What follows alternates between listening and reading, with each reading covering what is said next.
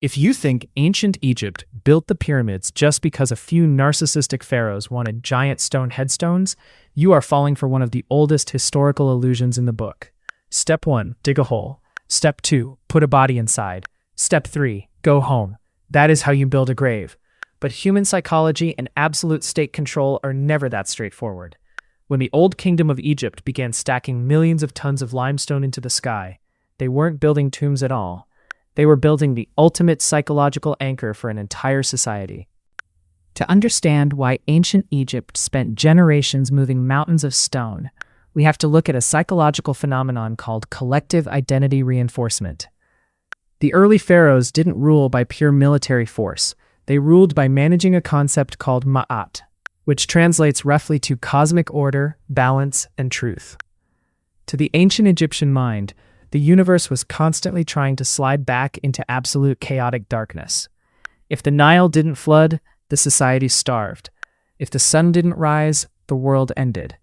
The pharaoh wasn't just a political leader. He was the literal human shield, blocking total chaos from destroying the kingdom. When a pharaoh died, it wasn't a private family funeral. It was a full-scale national emergency. A terrifying glitch in the cosmic system that threatened to plunge the entire population into dark oblivion. The pyramid was the technological fix for this spiritual crisis. It was a massive, solid stone machine designed to launch the dead king's spirit directly into the northern stars, anchoring him to the heavens so he could keep protecting the nation forever.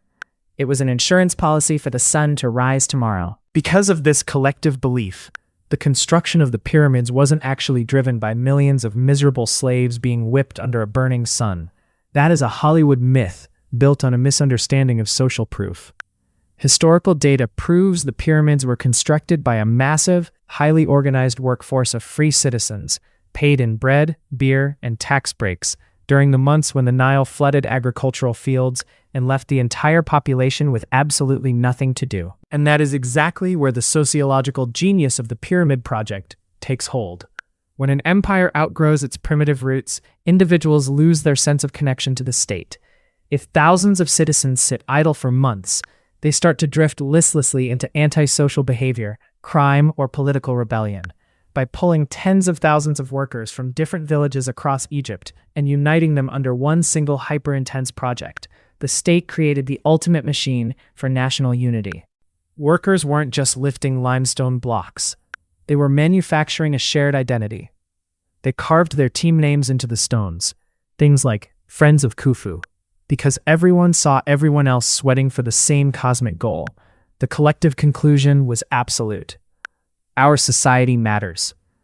This monumental task created a powerful psychological feedback loop. The sheer scale of the project insulated the civilization against the fear of its own fragile existence. They looked at the massive geometric mountains they had built with their own bare hands and thought that if they could build something this permanent, their civilization could never die. It was the ultimate defense mechanism against existential dread. The real lesson of the pyramids is that they were built because the human mind desperately craves a unifying role and a shared purpose. The physical stone didn't just preserve the pharaoh's body, it preserved the collective sanity of a nation by giving them a monumental reason to participate together. Societies don't collapse because they run out of resources. They collapse when they run out of a shared story to believe in. When a population stops building towards a common sky, they begin to drift apart. The Egyptians built giant stone mountains to remind themselves why being alive felt necessary. The data is still there.